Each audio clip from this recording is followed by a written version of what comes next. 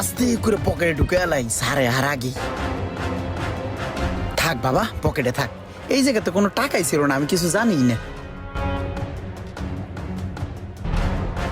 এই ইমরান, কই যাস? গাড়ি ধুইতে যাইতাছি।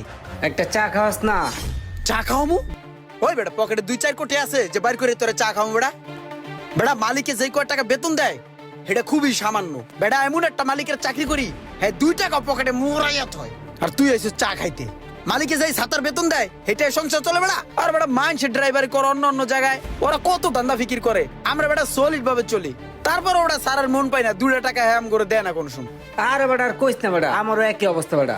2-4টা যদি বাজার করে বাসা বেটা, হেওয়া বেটা সেপ দিয়া ডইলে লয়ে যায়, নিয়া মুরায়া ভিতরে থুইয়া দেয়।